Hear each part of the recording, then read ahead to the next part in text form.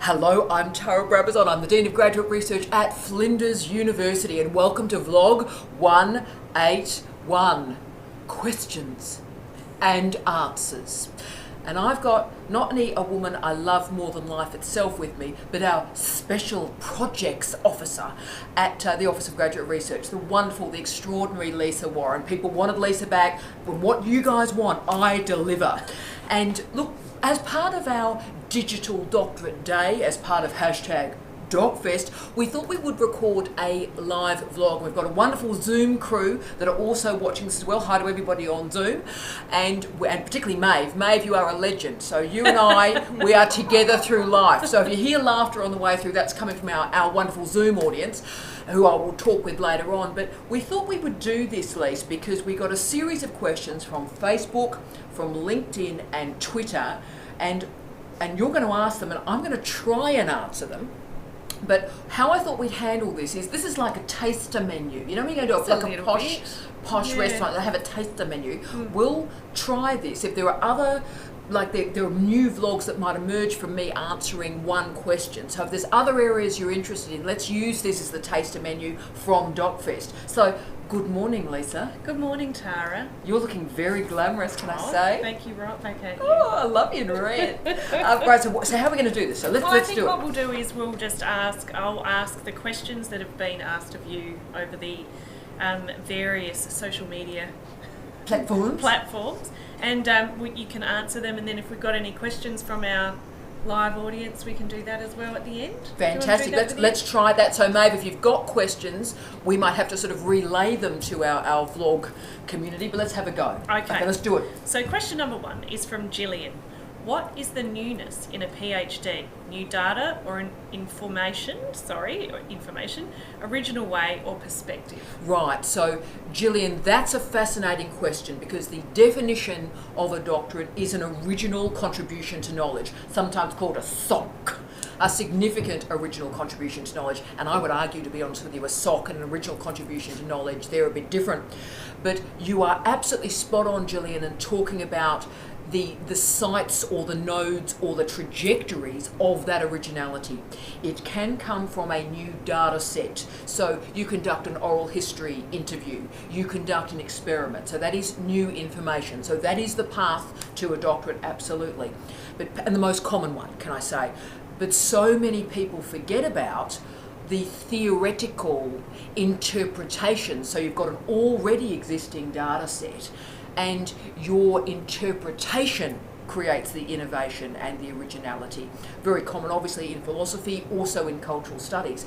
And why I'm so passionate about that originality coming from interpretation is I think there's just an endless assumption, particularly in qualitative research, Lise, where, oh, look, I'll do a survey, or I'll do some focus groups, and look, that'll be my original contribution to knowledge.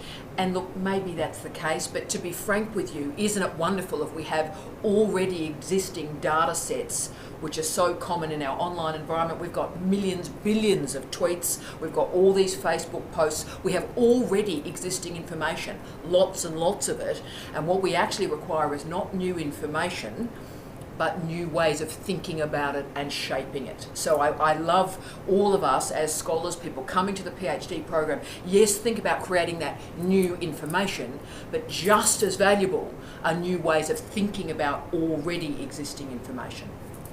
That's fantastic. Thank you, Gillian. Thank you, Gillian. Next question is from Diane. If I can commence at a new university, can I take my research project with me as is? So this is like leaving one boyfriend and moving to the next one. Yeah. It's like, can you take his furniture, right? Okay, look, thanks, Maeve. This is really quite complicated. And the first thing, let's just start with law. The first thing is law. So if you've signed an IP agreement, then hello, you don't own stuff to move. Yeah. If you are in a lab and the research design has come from a colleague, or a lab is working on a project, very difficult to cut a slice of that away and say that's sort of yours. So it is a disciplinary perspective. If you're in the lab-based or collaborative social sciences, pretty hard to do that. And obviously if you've got an IP agreement or an industry partnership, then that ain't going anywhere, because in fact you don't own it anyway. But having said that, so outside of that sort of collaborative or IP controlled research, you own your research. In the Australian system, a PhD student, unless you sign it away, you own your IP. Okay, so that means if you are unhappy, if that boyfriend is treating you bad, if you're not happy and perhaps a supervisor leaves or a supervisory relationship changes, you can actually pick up your love and move to the next boyfriend. You can actually change institutions, but you need to do it carefully and methodically. I would use somebody like me, use your equivalent of a dean of graduate research, so saying you're on your bike, girlfriend, you're moving, and you know what is required, and we can go through steps through policy and procedure to render that quite a smooth movement.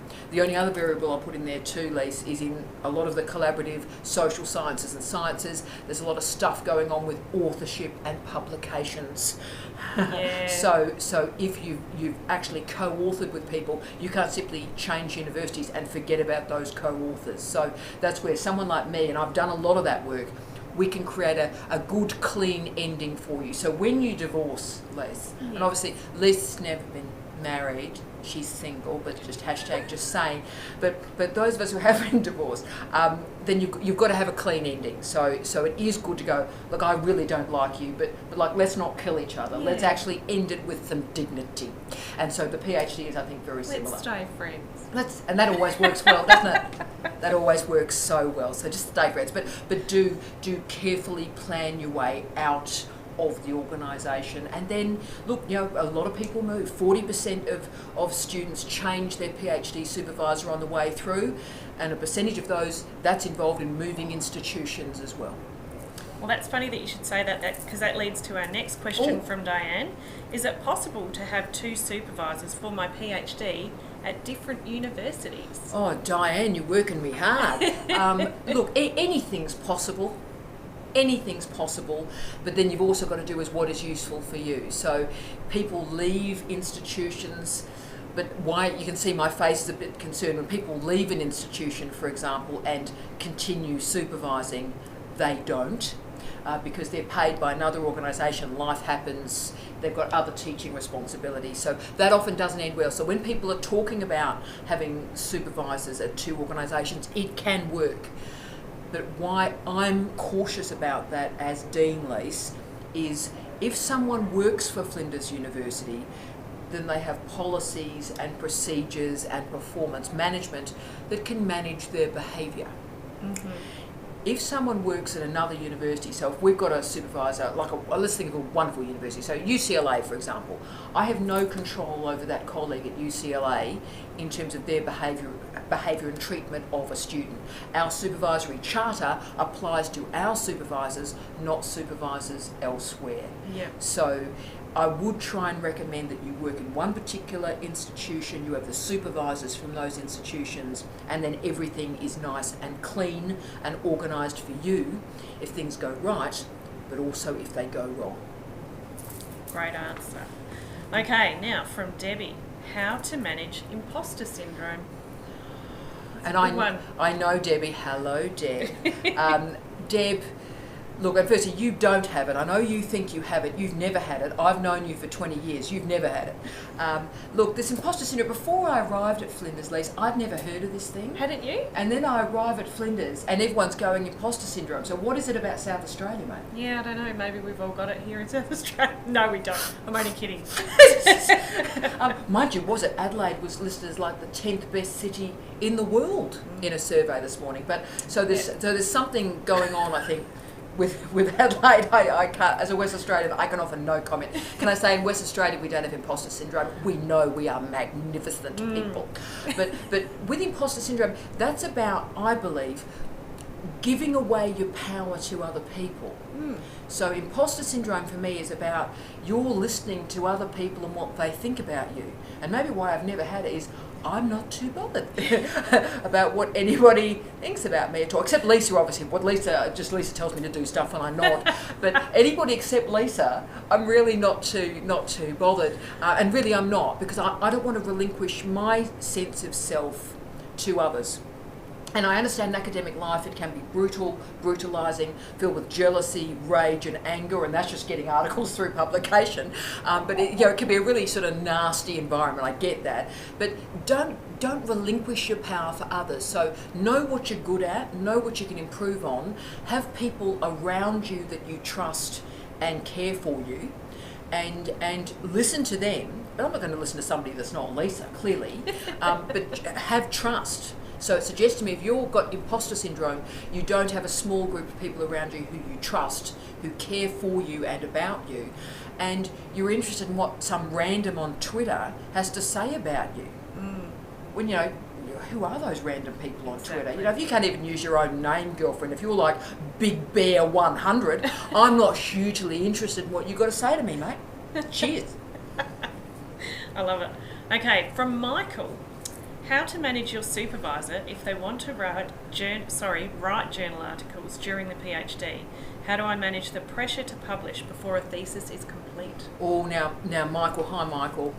Michael's of a similar age. I'm sure he's younger than me, but of a similar age to me. And look, in the old days when I did a PhD, the point was about getting a PhD through quickly, and then publishing while you're waiting for examination and so forth. So the publishing was important, but it didn't necessarily come before the examination. Yeah. It does differ in disciplines, but the imperative was always complete the PhD. Increasingly, and there's multiple sociologies for why this has occurred, I think, the priority now is to publish on the way through. Now that has consequences. Yeah. The length of the candidature increases, and students have basically published everything pretty well by the time they've submitted their thesis. So that has some issues.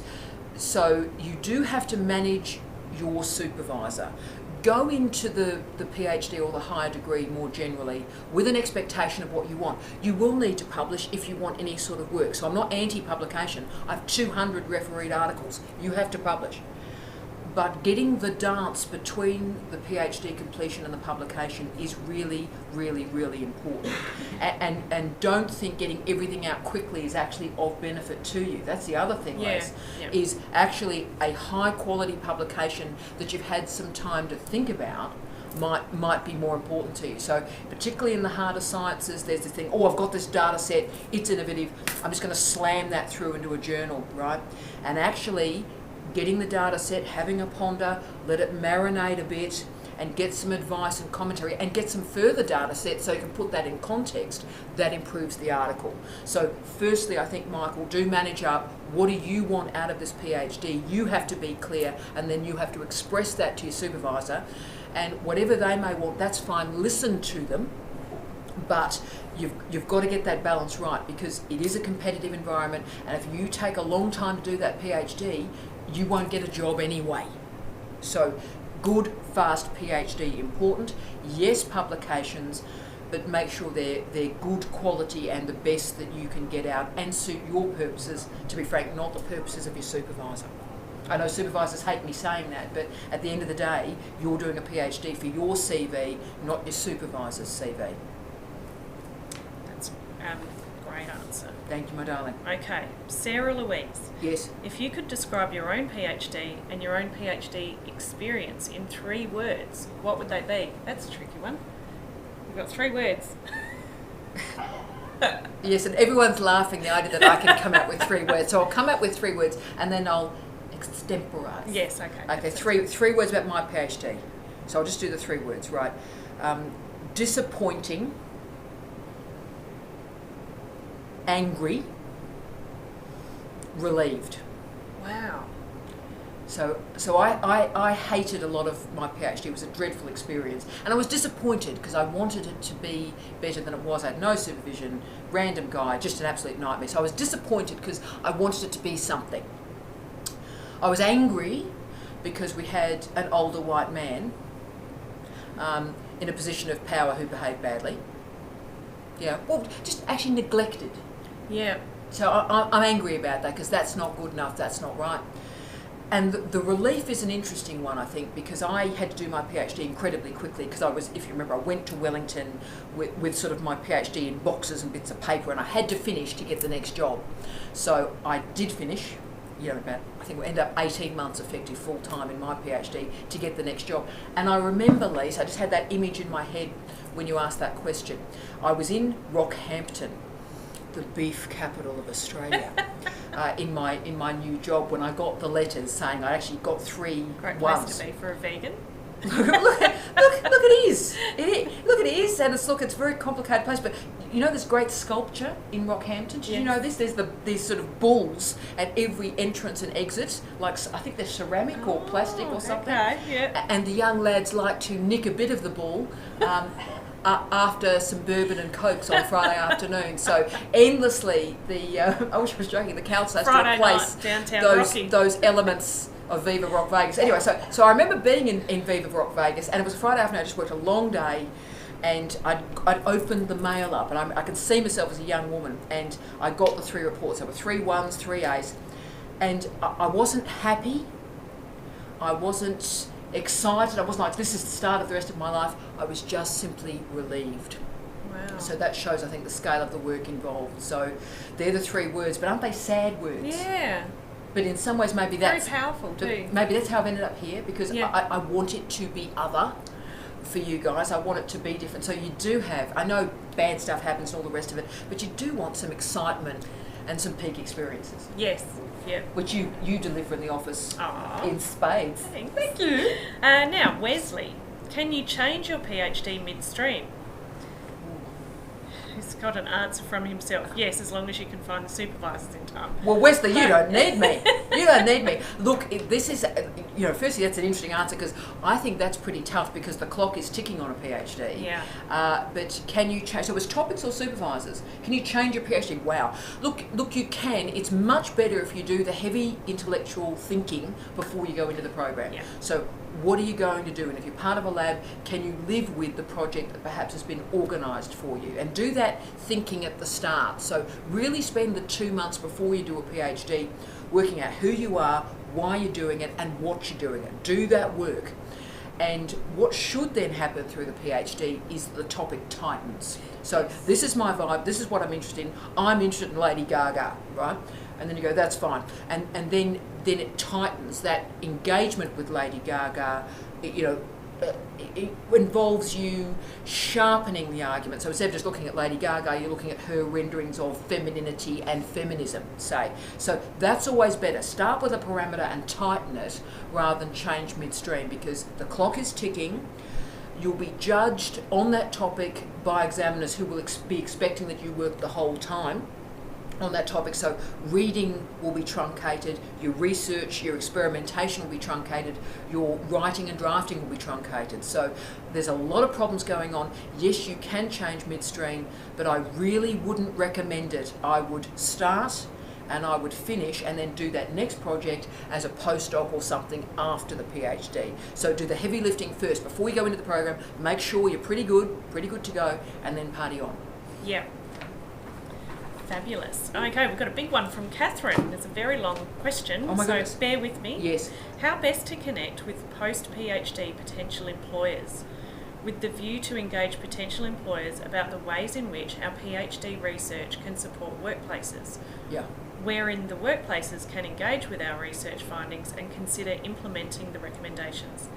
After a commitment of 3 to 8 years of our life, it would be lovely to share our knowledge and have it make a difference. Yes, and Catherine, hi Catherine, and your research is making a difference, my love. But really what Catherine's asking there is about dissemination, dissemination of research during the thesis and at the conclusion of it. So the first thing I always recommend when we're dealing with dissemination and getting the ideas out, always publish in open access journals. Do not lock your research behind a credit card. So open access journals are the way for all sorts of people to find it, because the first thing is they have to be able to read it without a credit card around the world. So open access does that. But then, Lise, there's the multiple ways we have going into that research, into that article, say.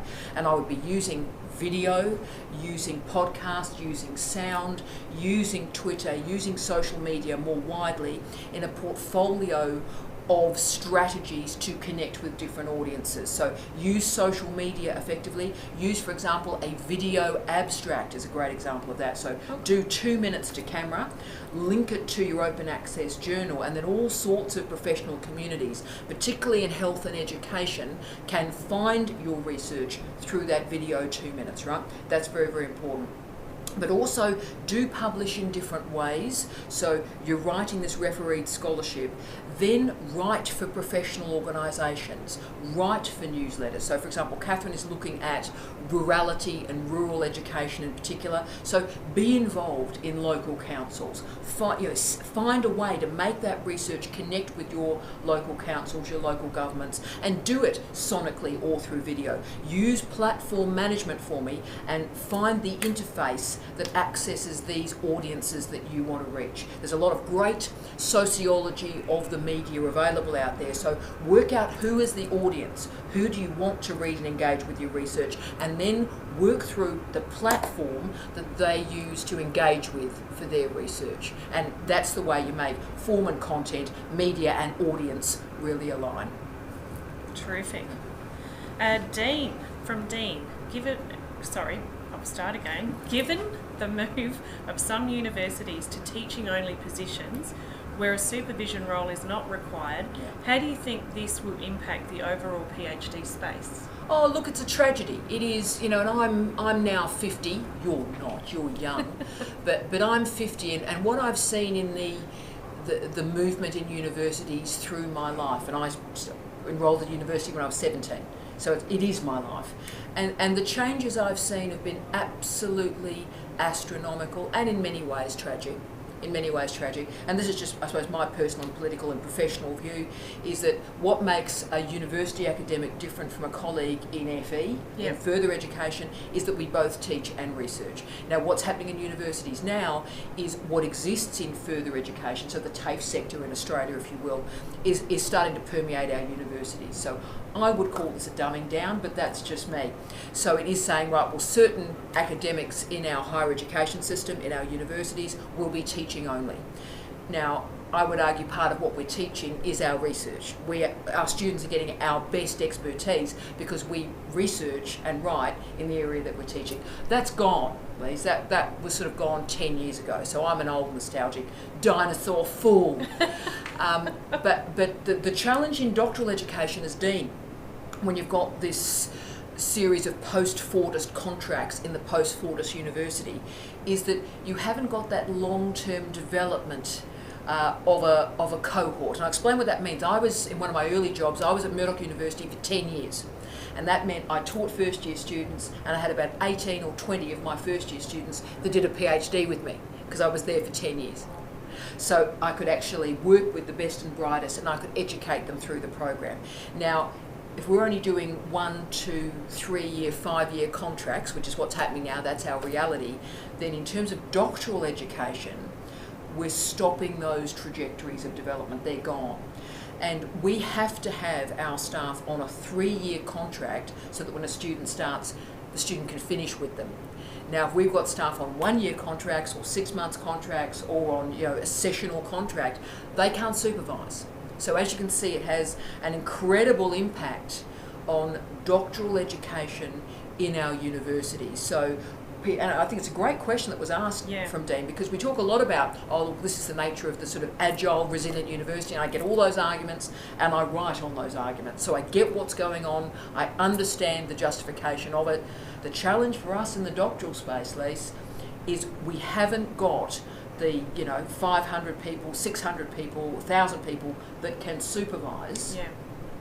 So a student gets multiple choices of supervision, and that's not an Australian problem, that is an international problem. That is the change to international higher education. So what that means is, when you get yourself a good PhD supervisor or advisor, hold on to them with every breath in your body, because they are an incredibly precious person. And that's the other reason I say to students, get through quickly if you can, because the nature of contracts and all the rest of it is people are on their way quite quickly.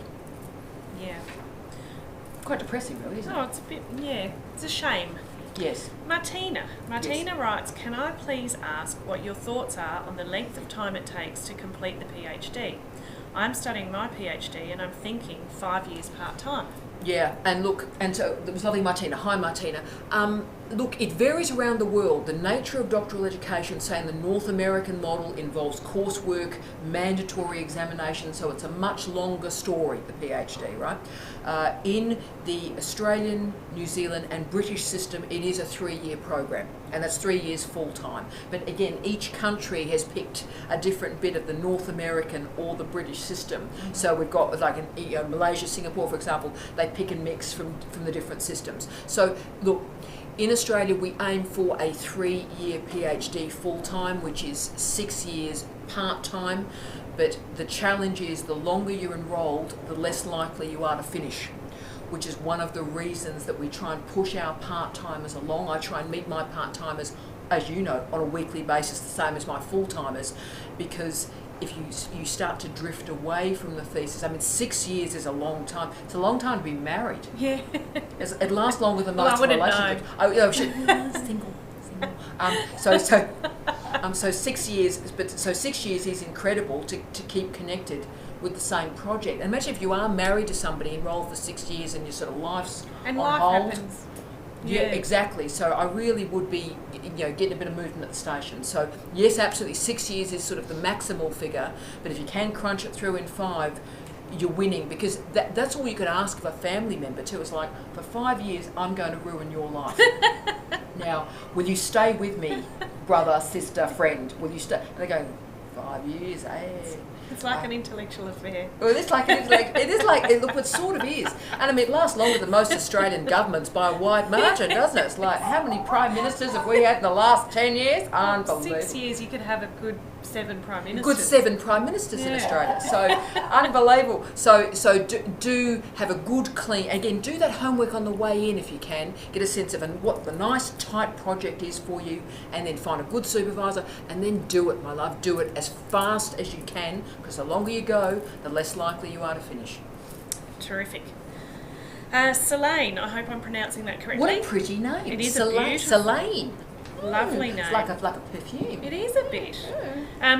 So she asks a bit of an ethereal question, so interpret this however you like. Or like performative dance Her and stuff. question is the first step, the one before it, and the one following. Well, that's deep, eh? That is. That's deep. Right, but what I love about that is the first step is actually before you enrol. Why that is a great question, I think, is I'm a big believer in the 6 months before you do a PhD, get your head right. Get your head right, because I think a lot of people just go, oh look, I've done honours or I've done a master's and this is the next step. Actually, they're really different. They're really, really different.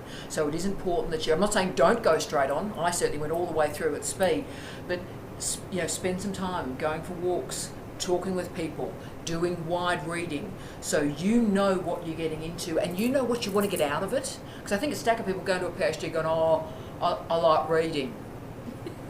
It's like, great, so join Oprah's book club. It's like, mate, come on. So you need a lot of reading. Is it a PhD or is it a hobby? That's one question I keep asking myself. And can I just say, that's huge. And some of the challenging students we have, you know this in the office, that's why you're just so accurate. You're like an owl. So some of the challenging issues we have is when someone thinks a PhD is a hobby. Yeah. So it's like, I won't do embroidery, I'll do a PhD, and it must be more than that. You've got to have a bit of a commitment to it, a bit of a vibe to it. So very important, I think, that before the PhD starts, you do spend the quality time getting your head right and getting your motivation right. That's crucial. And then when you start, do look about you, have a sense of what's working well, what's not, and also most importantly too, as early as you can in the PhD, cut off the bits that you don't need. I often say cut its legs off, and people find that quite sort of Monty Python, Life of Brian, but cut out a bunch. But if there are bits of the research you don't need for that story, for that original contribution to knowledge, then it's really, really important for me that you cut off those extraneous bits and focus on the clean story, and that of course increases your speed as well. So in that first year, the next step, in that first year, you cut off the bits that you don't need to make your story. And then really, you keep going. We use it at Flinders University, milestones, and what I see those milestones are being about is punctuating your PhD, so you're not just sort of drifting through life going, oh look, I'll do some reading, Should I do some more reading? Let's do some more reading. What the milestones do is like, this is how it's structured, this is how I get home. So you need to begin with the end in mind. So what is that examination going to look like in 3 years, and what do I have to do to get there? So that's a good question. That is a good question. Deep. Now the next question is from Dee.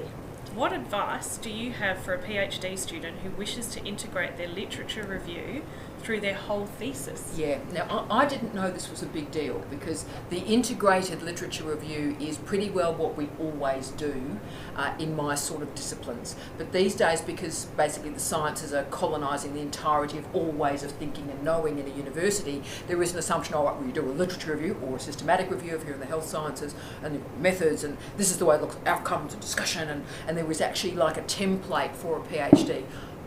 That blows my head off, to be honest with you. So in some disciplines, if you want to do a template, knock yourself out.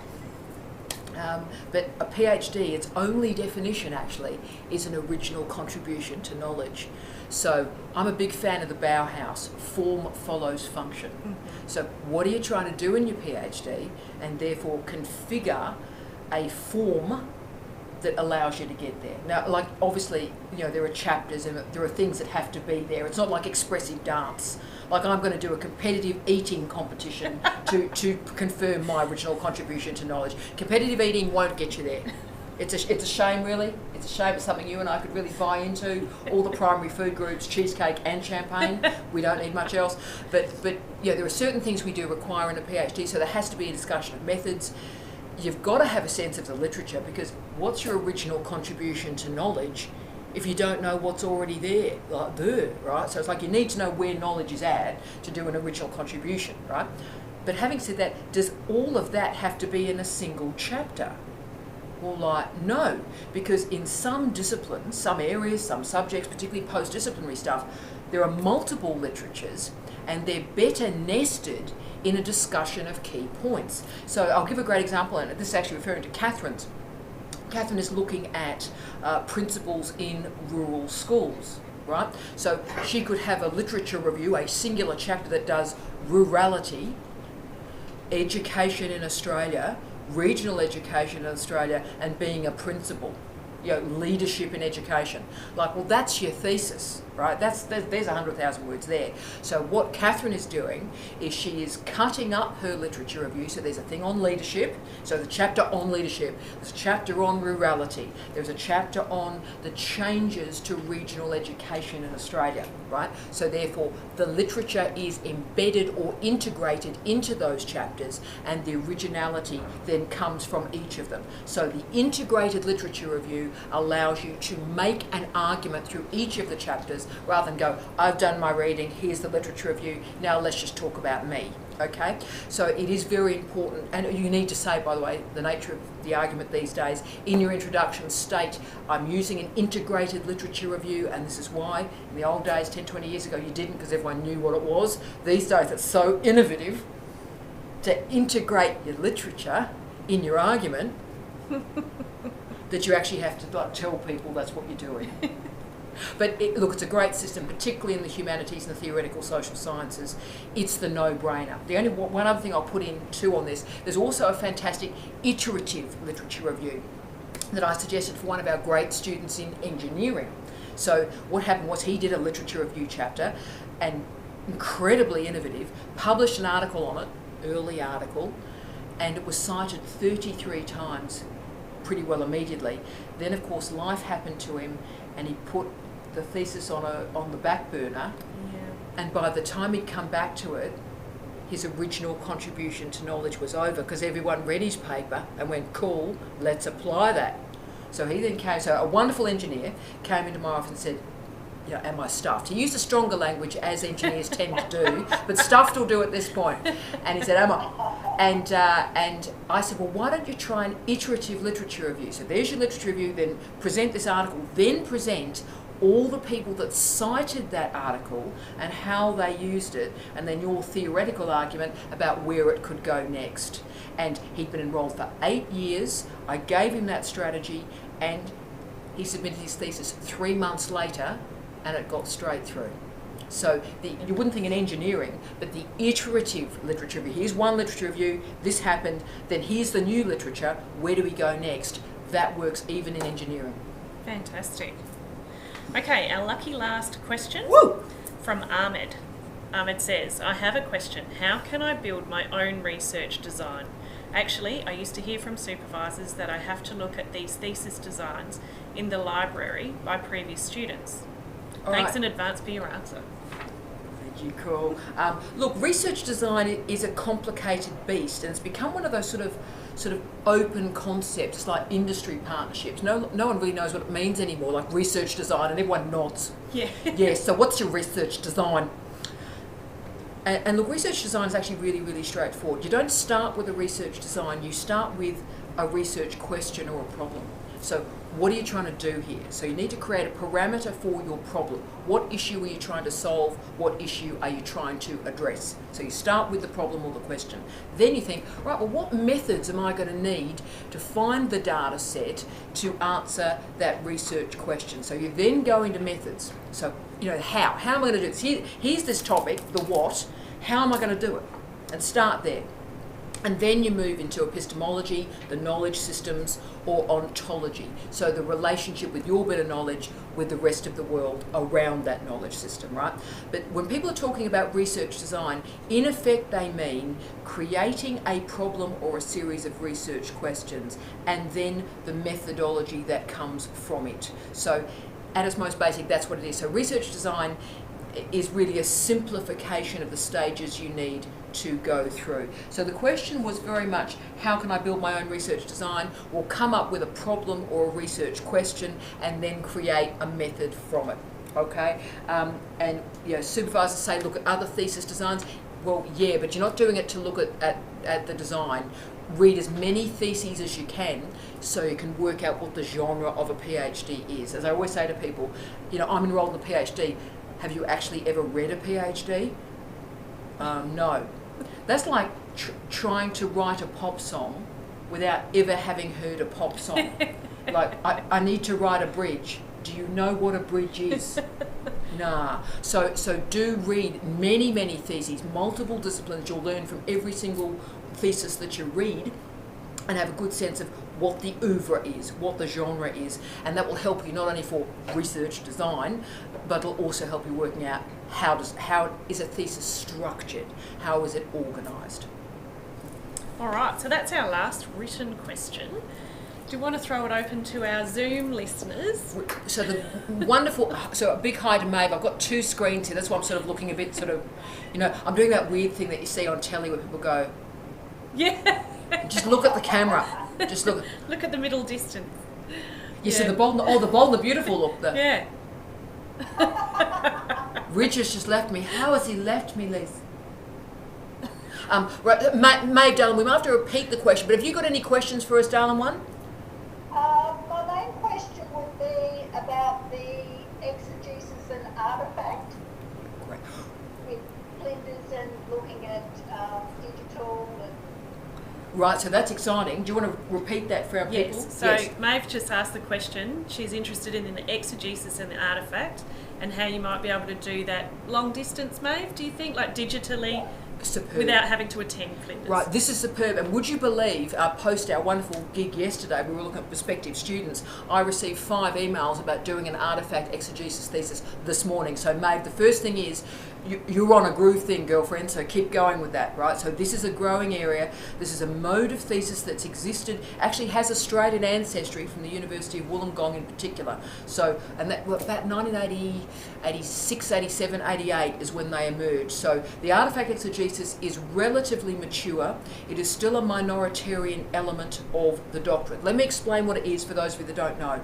So an artefact could be a film, a sonic presentation, sonic art. It's an object, a novel. Mostly they are a film, some sort of sonic architecture or art, a design, so design a piece of furniture, for example, or indeed some sort of creative writing. They're the most common, but through digitisation, that could explode. So it's an object, an artefact. But then there is an exegesis. This is about 40,000 words in length. The traditional thesis is between 70 and 100,000 words in length. So these two parts come together.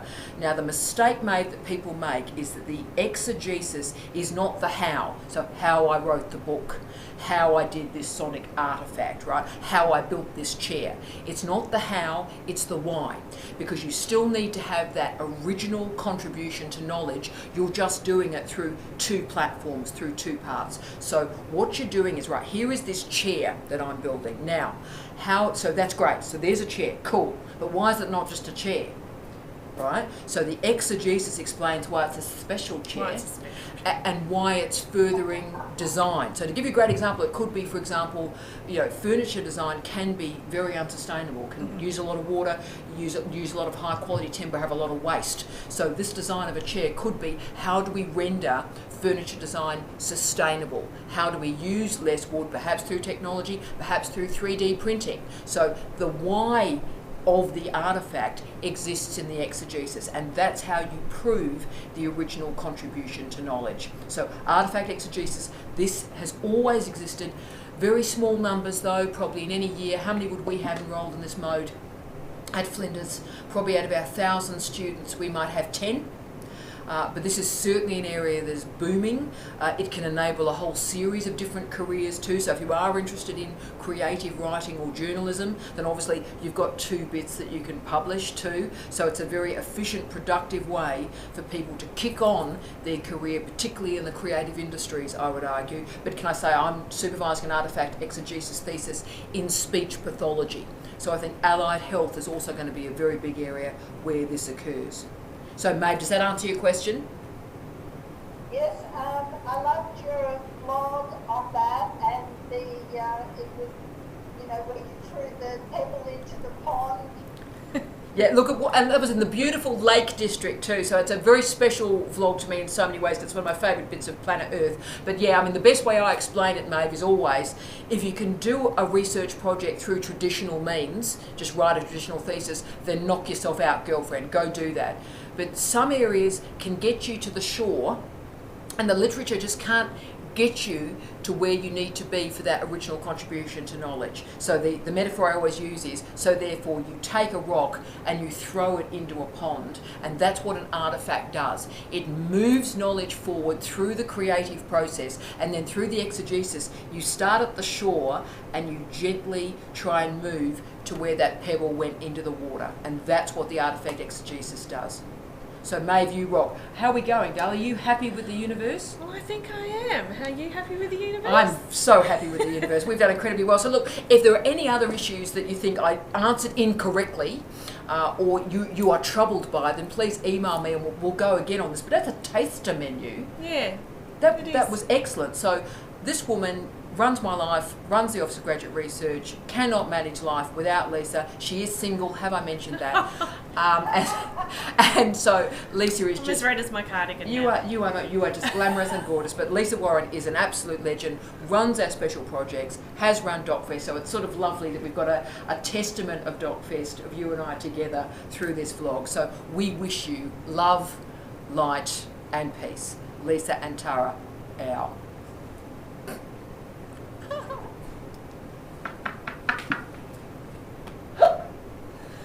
That was lovely.